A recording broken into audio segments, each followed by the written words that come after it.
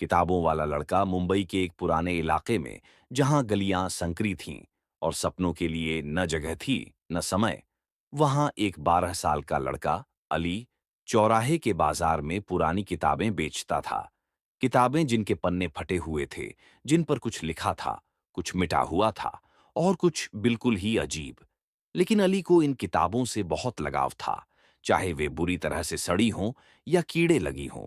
वह उन्हें इस तरह संभालता जैसे वे कोई खजाना हो। एक दिन एक सूट पहने खरीदार ने किताब खरीदते हुए हंसी के साथ कहा, किताबें बेचने वाला पढ़ तो सकता नहीं, बस बेच सकता है। यह बात सीधा दिल में लग गई। उस दिन अली ने तय किया कि वह सिर्फ किताबें नहीं बेचेगा, बल्कि एक दिन ऐसी किताब लिखेगा जिसे लोग संभाल कर रखें, जिसके शब्द दिल में बस जाएं। रात को जब बाजार बंद हो जाता, तो वह टूटी हुई झालर की रोशनी में वही पुरानी किताबें पढ़ता। कभी शब्दकोश तलाशता, कभी कहानियां पढ़ते पढ़ते खुद कहानी बनता जाता। स्कूल का समय तो था नहीं, मगर उसने शिक्षा के लिए खुद रास्ता तैयार किया।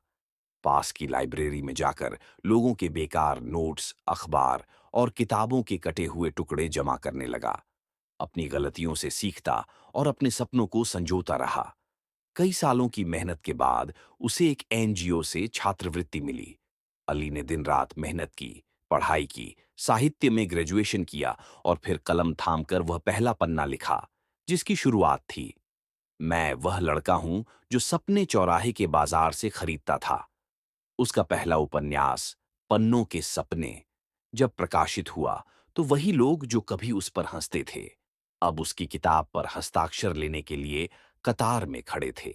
किताब ने बेस्ट सेलर की सूची में जगह बनाई और कई भाषाओं में अनुवाद हुआ। अब उसका नाम केवल एक लेखक के रूप में नहीं, बल्कि एक उदाहरण के रूप में लिया जाने लगा। एक दिन वही सूट पहने व्यक्ति एक कार्यक्रम में मिला, जिसने कभी उसे ताना मारा था। इस बार वह व्यक्ति अली से किताब पर हस्ताक्षर लेने आया। अली ने मुस्कुराते हुए उसकी किताब पर लिखा, धन्यवाद उस वाक्य के लिए जिसने मुझे बना दिया। ये कहानी न सिर्फ एक सपने की साकार होने का प्रतीक है, बल्कि इस संदेश का भी है कि हर ताना, अगर उसे जुनून के साथ लिया जाए, तो वह एक रोशनी बन सकता है। सपने चाहे छोटे हों या बड़े, सच्चे इरादे से वे एक दिन दुनिया को बदल सकते हैं।